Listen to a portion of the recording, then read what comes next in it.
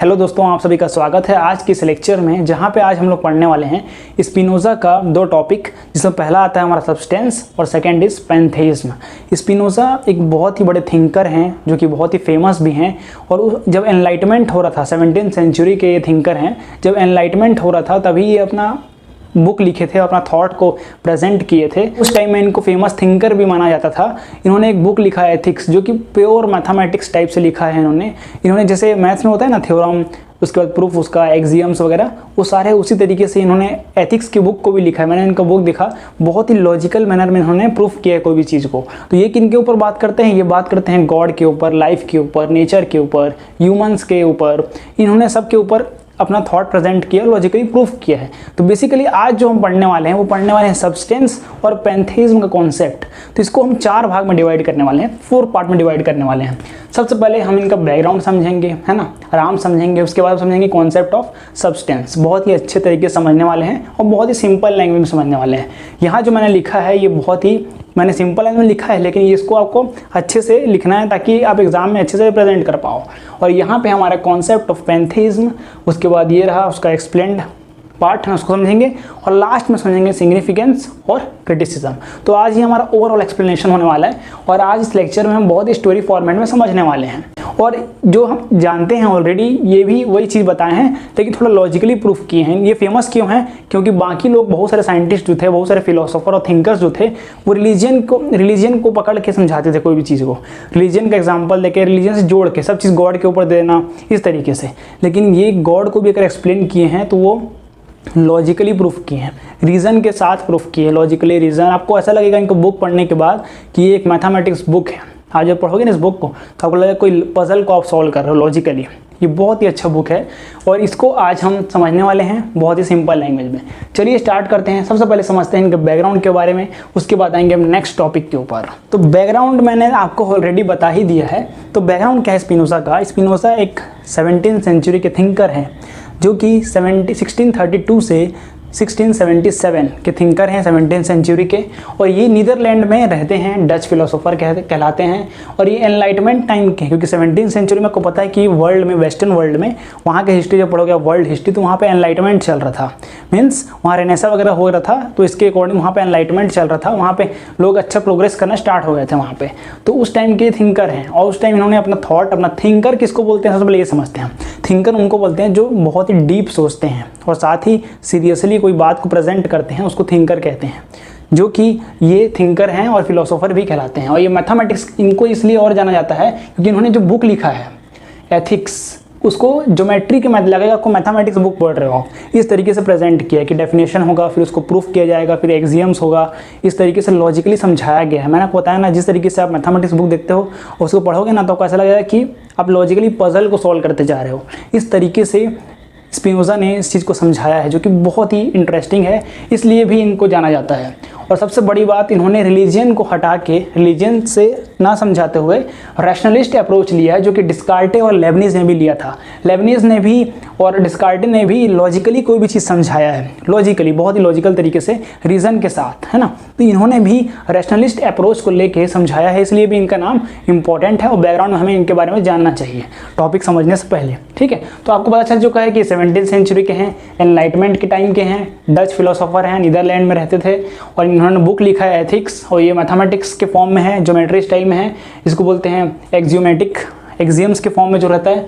उसके बाद ये रैशनलिस्ट अप्रोच वाले हैं, जो कि डिस्कार्टे और लेबनिज़ में भी थे, है ना, जो हमने ऑलरेडी कवर कर लिया है। तो आई होप आपने उस लेक्चर्स को जरूर देखा होगा, क्योंकि सारे लिंकेज के साथ है। अगर आप उसको पहले से देखे रहोगे तो आपको और कॉन्सेप्ट अच्छे से क्लियर रहेगा। मैंने आपके लिए ऑलरेडी प्लेलिस्ट बनवा दिया है, जाके जरूर चेकआउट कीजिएगा, वहाँ पर आपको बहुत ही हेल्प होने वाला है ना। चलिए अब हम आगे बढ़ते हैं कॉन्सेप्ट ऑफ सब्सटेंस के ऊपर। तो यहाँ पे सब्सटेंस को स्पिनोज़ा समझाते हैं और कहते हैं, Spinoza says that substance is something that exists by itself and does not need anything else to explain it. Means substance एक ऐसा चीज़ है जो अपने आप में ही एग्जिस्ट करता है, ठीक है, और साथ ही दोस्तों उसे किसी चीज़ की ज़रूरत नहीं है एक्सप्लेन करने के लिए, है ना, वो अपने आप में ही एग्जिस्ट करता है, ऐसा चीज़ है। तो मैंने यहाँ से एथिक्स का बुक मैंने जैसे कि देखा तो वहाँ पे जो इंपॉर्टेंट पॉइंट मिला मुझे, मैंने उसको आपके लिए लिख के लाया, आपको एज इट इज कॉपी करना है। तो क्या लिखा है उसको देखते हैं। Bye substance I understand that which is in itself and is conceived through itself, in other words that the conception of which does not need the conception of another thing from which it must be formed. तो ये line बहुत important है, ये direct Spinoza के ethics book से लिया गया है, इसलिए आपको इसे नोट डाउन करना है। तो मैंने आपको बता दिया कि स्पिनोजा सेज दैट, सिंपल भाषा में समझाऊंगा मैं आपको, तो स्पिनोजा सेज दैट कि substance is something that exist by itself and does not need anything else to explain it. तो ये सिंपल सा स्टेटमेंट है, मतलब सब्सटेंस एक ऐसा चीज़ होता है जो अपने आप में ही एग्जिस्ट करता है, लेकिन उसे किसी चीज़ एक्सप्लेन करने की ज़रूरत नहीं है ना। तो ये गॉड का ही बात कर रहे हैं अभी यहाँ पे, एक प्रकार से एक ऐसी सब्सटेंस के बारे में, चीज़ के बारे में समझा रहे हैं जो अपने आप में ही एग्जिस्ट करता है। तो कौन करता है? गॉड करता है। तो फीचर्स समझते हैं, उसके फीचर्स क्या क्या हैं। तो पहला पॉइंट है यहाँ पे हमारा सेल्फ कॉज्ड का, इसको कौसा सुई बोलते हैं। याद रखना, आपको एग्जामिनेशन में आपको कौसा सुई देगा तो हो सकता है आप समझ ना पाओ क्योंकि लैंग्वेज अलग है। तो यहाँ पे जो कह रहे हैं, पहला सेल्फ कॉज्ड मीन्स ये होता है कि सब्सटेंस जो है does not need anything else to explain it, या किसी भी चीज़ पे डिपेंडेंट नहीं है। सब्सटेंस जो है वो अपने आप में ही एग्जिस्ट करता है। सब्सटेंस जो है वो अपने आप में ही एग्जिस्ट करता है। इसका मतलब क्या, वो किसी चीज़ के ऊपर डिपेंडेंट नहीं है। Substance is not dependent on anything else, है ना। इट इज़ सेल्फ एक्सप्लेनेटरी, मतलब वो खुद से ही समझाने वाला चीज़ है, सेल्फ एक्सप्लेनेटरी है और खुद ही एग्जिस्ट करता है। आप उसको एक्सप्लेन नहीं कर सकते, उसको एक्सप्लेन करने की ज़रूरत ही नहीं है क्योंकि वो अपने आप में ही एग्जिस्ट करता है। और इसको अगर आप एक और तरीके से समझोगे वो क्या है कि रूट ऑफ एवरीथिंग समझ लो आप, कि एक ऐसा चीज़ जिसका जड़ जो है वो सब्सटेंस है। सब चीज़ का जड़ जो है सब्सटेंस है, वो सेल्फ एग्जिस्टेंट है, ये आप कह सकते हो यहाँ पे। तो ये एक मोस्ट इंपॉर्टेंट पहला पॉइंट था। तो आई होप आपको पहला पॉइंट क्लियर हो गया होगा। सेकेंड पॉइंट क्या है? वन इनफाइनाइट सब्सटेंस, मतलब कि क्या है, डिस्कार्टे जो कहते थे, डिस्कार्टे ने कहा कि माइंड और बॉडी दोनों सेपरेट चीज़ है ना, कहा था ना, मैंने आपको समझाया ऑलरेडी। आई होप आपने उस लेक्चर को देखा होगा। तो यहाँ पे स्पिनोजा कहते हैं नहीं, जो माइंड और बॉडी है वो सब चीज़ एक ही चीज़ से जुड़ा हुआ है और वो है इनफाइनाइट, मीन्स गॉड, गॉड से जुड़ा हुआ है। तो यही कह रहा है कि देखते हैं यहाँ पे, Spinoza argued that there is only one substance. One substance क्या है? वही गॉड है। This substance is equal to God और नेचर। ये जो नेचर है ना, यूनिवर्स है, स्पिनोजा उसको भी गॉड कहते हैं। जैसे हम लोग भी जानते हैं, हम लोग कई बार हमारे हिंदुइज्म कल्चर में हम लोग कई बार धरती माँ का पूजा करते हैं, पेड़ पौधे का पूजा करते हैं, तो नेचर का ही पूजा कर रहे हैं, सूर्य भगवान को चढ़ावा चढ़ा रहे हैं। तो वो जो है वो क्या कह रहे हैं, एक प्रकार से स्पिनोजा भी वही कह रहे हैं, बस उनका लॉजिकल अलग तरीके से समझाए हैं वो। और वो उस टाइम के थे, हमारा तो पहले से कल्चर के अकॉर्डिंग चलता आ रहा है, हमारा रिलीजन ही उस तरीके से है। लेकिन इनके में ऐसा कुछ नहीं होते हुए भी ये एक्सप्लेन किए हैं अपने अकॉर्डिंग, अपने थिंकिंग के अकॉर्डिंग, कि डीप थिंकर है ना, तो थिंकर को पता है, डीप सोचते हैं, अपने टाइम के हिसाब से सोचे हैं। ये बता रहे हैं कि गॉड और नेचर एक ही चीज़ है। तो वही चीज़ जो हम पहले जानते हैं लेकिन हम समझ रहे हैं अलग तरीके से। स्पिनोजा कहते हैं कि यहाँ पे एक ही सब्सटेंस है जो कि गॉड है ना। तो this substance equal to God और नेचर, इसी को बोलते हैं ड्यूस साइन नेचुरा। नेचुरा मीन्स वही नेचर होगा, है ना। तो ये अलग लैंग्वेज है, तो इसे आपको ध्यान रखना है। एग्जामिनेशन में हो सकता है डिफाइन नहीं देते आपको, ड्यूस साइन नेचुरा, सबको पता होना चाहिए। God is equal to nature, substance equal to God is equal to nature. हम लोग थर्ड पढ़ते हैं एट्रीब्यूट्स। एट्रीब्यूट्स एंड मोड्स क्या होता है? Attributes ways in which substance is expressed, है ना। मतलब ह्यूमंस के पास दो एट्रीब्यूट होते हैं, कहने का मतलब कैरेक्टरिस्टिक्स वगैरह। तो यहाँ पे दो में क्या है? पहला होता है हमारे पास माइंड, थॉट्स, है ना, जो कि मेंटल रियलिटी है। आपको पता है जैसे कि हमारा जो माइंड है वो सबका अलग अलग है और सबका माइंड अलग तरीके से सोचता है, सबका एक अपना वर्ल्ड है ना, उसके अकॉर्डिंग उसका एक बिलीफ पैटर्न होता है। तो ये थॉट जो है मेंटल वर्ल्ड अलग होता है हमारा। और सेकंड हमारा फिजिकल वर्ल्ड, जहाँ पे हम सब्सटेंस देख रहे हैं, कोई भी चीज़ देख रहे हैं, ऐसे दीवार हो गया, ये बोर्ड हो गया, है ना। तो ये सब क्या है? फिजिकल वर्ल्ड के अंदर आ रहा है, जो भी चीज़ है आसपास हमारे। और हमारा जो मेंटल वर्ल्ड है वो सबका अलग होता है। सब लोग एक प्रकार से एक अपना इमेजिनेशन, एक अपना चश्मा पहन के कोई चीज़ को जज करते हैं। सबका अलग अलग कैटेगरी में वो सेट हो गया अपने आप, है ना। उसको हमें कॉन्शियस होकर ध्यान देना पड़ता है कि इस तरीके से चेंज करना। वही यहाँ पे सेम चीज़ कह रहे हैं, मेंटल रियलिटी होता है एक, और एक हमारा फिजिकल रियलिटी होता है। तो ये आपको याद हो जाएगा भाई ऑलरेडी। एट्रीब्यूट्स दो प्रकार के होते हैं वो ह्यूमंस के पास, है ना, एक थॉट, एक एक्सटेंशन जो है फिजिकल रियलिटी से कनेक्ट है, वही चीज़ है।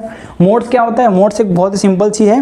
मोड्स एक स्पेसिफिक थिंग है जो कि जैसे हम देखते हैं ना, ट्री वगैरह, ट्री हो गया, रिवर हो गया, एक पर्सन हो गया, ये सारे किसके फॉर्म है? एक सब्सटेंस के पार्ट ही हैं। जो पेड़ हो गया, ये सारे गॉड के पार्ट ही हैं। तो यही होता है हमारा मोड्स। मोड्स क्या है? Particular modification of substance. Example जैसे इंडिविजुअल थिंग, ट्री हो गया, human, planet are modes of one substance. So everything that exist in a manifestation of the one infinite substance. सारा चीज़ जो है वो गॉड का ही एक मैनिफेस्टेशन है, इनफाइनाइट का ही एक मैनिफेस्टेशन है। ये हमारा ओवरऑल सब्सटेंस का कॉन्सेप्ट कंप्लीट हो चुका है। तो आई होप आपने बैकग्राउंड समझ लिया, कॉन्सेप्ट ऑफ सब्सटेंस समझ लिया। मैंने बहुत ही डिटेल में समझाया आपको, जिससे अगर आपको समझ नहीं आया होगा तो प्लीज़ आप एक बार रिपीट कर लेना, ठीक है। तो दोस्तों आई होप हम आगे बढ़ते हैं सेकेंड पार्ट में, कॉन्सेप्ट ऑफ पैंथेइज्म में। अगर मैं आपको सिंपल लैंग्वेज में बताऊं कि पैंथेइज्म क्या होता है, तो पैंथेइज्म को स्पिनोजा कहते हैं कि गॉड और यूनिवर्स दोनों सेम चीज़ है, नेचर सब सेम चीज़ हैं, उसी को हम पैंथेइज्म कहते हैं। The belief that God and universe are identical means same. God is not outside or beyond the world. समझ रहे हो? God वर्ल्ड जो है ना वही गॉड है, कोई बियॉन्ड नहीं है उसके, मतलब कोई हम सोचते हैं इमेजिनेशन वाला वहाँ क्या होता है भगवान कहीं बैठे हैं ऐसे टाइप का दूर। तो स्पिनोजा भी कह रहे हैं गॉड ही सब कुछ है, हमारे पास जो सामान है सारे चीज़ जो है ना सब्सटेंस जो है वो एक गॉड का ही मैनिफेस्टेशन है, और वो गॉड ही उसके अंदर गॉड हैं, ऐसा इस तरीके से। But immanent in it, immanent means क्या होता है, विद इन, हमारे अंदर ही है गॉड। मैंने आपको ऑलरेडी बताया ये चीज़। स्पिनोजा इज कंसिडर्ड पैंथेइस्ट फिलोसोफर, क्योंकि सीधी सिंपल सी बात है, गॉड और यूनिवर्स को एक ही कह रहे हो, है ना। तो इनको बोलते हैं pantheist philosopher because of his famous phrase Deus sive Natura. यहाँ बोला था मैंने डिविस सिव नेचुरा, गॉड और nature is equal to, equal है दोनों। अब हम लोग समझते हैं कि स्पिनोजा ने किस तरीके से पैंथेइज्म को एक्सप्लेन किया है। No personal God means God is not personal creator, God जो है वो पर्सनल क्रिएटर नहीं है। ये क्रिश्चियनिटी और इस्लाम से कंपेयर किए हैं। क्या है, इस्लाम अगर हम मानते हैं कि एक ही गॉड रहता है, वो सब चीज़ क्रिएटर मान लेते हैं, लेकिन ऐसा नहीं बोल रहे, एक पर्सनल क्रिएटर नहीं है, किसी भी चीज़ को पर्सनली क्रिएट नहीं किए हैं। God has no will, no plan, no anthropomorphic qualities. Spinoza कहते हैं कि गॉड जो है वो ह्यूमन नहीं है, एक पर्सनैलिटी नहीं है। गॉड एक ऐसा चीज़ है जो कि अपने आप सब चीज़ में एग्जिस्ट करता है, इसलिए उसके पास नो विल है, नो प्लान है, क्योंकि ह्यूमंस के पास होता है ना नो प्लान है, और प्लान रहता है ना ह्यूमंस के पास, और नो एंथ्रोमॉर्फिक मतलब ह्यूमन लाइक क्वालिटीज़ है ना। तो ये होता है इसका सिंपल मीनिंग। तो आई होप आपको ये पर्सनल नो पर्सनल गॉड समझ। सेकंड पॉइंट ये होगा कि इमिनेंट नॉन ट्रांसेंडेंट। इसका मतलब ये है दोस्तों कि गॉड जो ट्रांसेंडेंट मीन्स ये होता है कि गॉड हमारे बियॉन्ड एक्सपीरियंस है, गॉड हमारे से बहुत ही अलग है इस तरीके से। इमिनेंट जो है इसका मतलब होता है विद इन, हमारे अंदर है गॉड, है ना। तो not transcendent, God is immanent means present within everything. हमारे जिस भी चीज़ है, बहुत सारे जितने भी चीज़ हैं इस दुनिया में, सबके अंदर गॉड है। God does not stand outside the creation. जो भी क्रिएशन है, हम लोग क्रिएशन है गॉड के, तो हमारे अंदर है God. The world itself is divine, the world itself is divine. I hope आपको मैंने जितना समझाया है अभी, इतने में आप कंक्लूजन समझ गए होंगे, एक समरी समझ गए होंगे कि डिवाइन जो है, जो नेचर और गॉड का बात कर रहे हैं स्पिनोजा, वो एक ही चीज़ के ऊपर बात कर रहे हैं। मीन्स कहने का मतलब जो भी चीज़ दुनिया में है वो गॉड उसके अंदर हैं, और गॉड से ही, गॉड का एक मैनिफेस्टेशन है, और उस सब्सटेंस से ही रिलेटेड है ये सारा चीज़। मतलब ये नेचर को ही, यूनिवर्स को ही गॉड कहते हैं, ये इसका कंक्लूजन है। तो सभी चीज़, और यहाँ पे अब नेक्स्ट हम आता है हमारा नेसेसिटेरियनिज्म। इसका मतलब क्या होता है, everything happens by necessity of divine of by nature. मतलब वही होता है कि सब कुछ अच्छे के लिए होता है, ऐसा बोलते हैं वो सब कुछ अच्छे के लिए होता है। उस तरीके से कह रहे हैं कि जो भी चीज़ हो रहा है इस दुनिया में, जो भी घटना घट रही है, वो सारा जरूरी है और डिवाइन है ना, डिवाइन नेचर के अकॉर्डिंग हो रहा है। लेकिन एक चीज़ और कह देते हैं कि there is no free will in the human sense. ये इनका क्रिटिसिज्म भी बनता है। ह्यूमंस में क्या है, फ्री विल है, वो अपने अकॉर्डिंग डिसाइड कर सकते हैं क्या करना है क्या नहीं करना है। लेकिन ये कुछ ज़्यादा ही डीपली घुस जाते हैं उसमें और कहते हैं कि सब चीज़ गॉड के द्वारा हो रहा है, वो तो ठीक है समझ आ गया, लेकिन ये और भी एक चीज़ कहते हैं कि ह्यूमंस के पास फ्री विल नहीं है, वो अपने अकॉर्डिंग कुछ भी नहीं कर रहे हैं इस तरीके से। Everything flows from the logic of a substance, substance के लॉजिक से ही चल रहे हो। यूनिटी ऑफ एग्जिस्टेंस का मतलब क्या होता है कि ऑल डाइवर्सिटी, जितना भी डाइवर्सिटी है वर्ल्ड में, is only different modes of one divine substance. मतलब सब उसके पार्ट हैं, समझ, जितना भी डाइवर्सिटी है वो सारे एक मोड डिवाइन के पार्ट्स हैं, है ना। तो यहाँ पे आई होप आपने कॉन्सेप्ट ऑफ सब्सटेंस समझ लिया, पैंथेइज्म समझ लिया। इसका समरी यही है कि all things no matter how different are just different expression of the same substance. एक ही सब्सटेंस का डिफरेंट डिफरेंट फॉर्म में एक्सप्रेशंस हैं। God is not a man in the sky, God is the whole universe, everything is connected. समझ रहे दोस्तों, तो ये चीज़ है। और यहाँ पे हम सिग्निफिकेंस देखेंगे तो आपको पता चल गया, पहले ही मैंने आपको बैकग्राउंड में समझाया कि रैशनलिस्ट हैं, थियोलॉजी नहीं है। रैशनलिस्ट थियोलॉजी मतलब गॉड के बारे में तो बात कर रहे हैं, थियोलॉजी मीन्स गॉड और रिलीजियन के बारे में बात करना, और यहाँ पे रैशनलिस्ट का मतलब होता है रीजन और लॉजिक के थ्रू। तो ये तो हैं इन्फ्लुएंस्ड ऑन एनलाइटमेंट थिंकर। हाँ, इनका इन्फ्लुएंस जो है, उस टाइम में एनलाइटमेंट का टाइम चल रहा था, तो वहाँ पे अदर थिंकर्स भी थे, अदर फिलोसोफर भी थे जो कि एनलाइटमेंट कर रहे थे, जैसे हिगल हो गया, आइंस्टाइन हो गया, उनके ऊपर भी इनका प्रभाव पड़ा। उसके बाद नॉलेज ऑफ द गॉड दिए इन्होंने, ये इंपॉर्टेंस है इनका। अब क्रिटिसिज्म देखते हैं तो ये जो है एकदम ज्योमेट्रिक मेथड में लिख दी है, मतलब मैथमेटिक्स में इनका बुक लिखा गया है, जो कि समझना बहुत ही थोड़ा डिफिकल्ट होता है और लेस प्रैक्टिकल लगता है बहुत लोगों को, जैसे कि कुछ साइंटिस्ट कर रहे हैं इस चीज़ का। His denial of free will, ये जो फ्री विल का डिनायल करता है ना कि ह्यूमंस के हाथ में कंट्रोल नहीं है, ये भी इनका एक क्रिटिसिज्म है स्पिनोजा का। तो ये हो गया एक बेसिक कॉन्सेप्ट जो कि आज हमने सब्सटेंस और पैंथेइज्म का समझा, जो कि मोस्ट इंपॉर्टेंट है गाइस। लेंदी हो गया वो थोड़ा सा वीडियो बाकी वीडियो के कंपेयर में, लेकिन ये टॉपिक बहुत ही इंपॉर्टेंट है एग्जाम पॉइंट ऑफ व्यू के लिए। थोड़ा सा डिफिकल्टी होता है समझने के लिए, इसलिए मैंने आपके लिए वीडियो लाया और बहुत ही सिंपल लैंग्वेज में मैंने आपको समझाया है। सो गाइज मैंने थोड़ा सा बुक भी पढ़ा था उसके लिए समझने के लिए।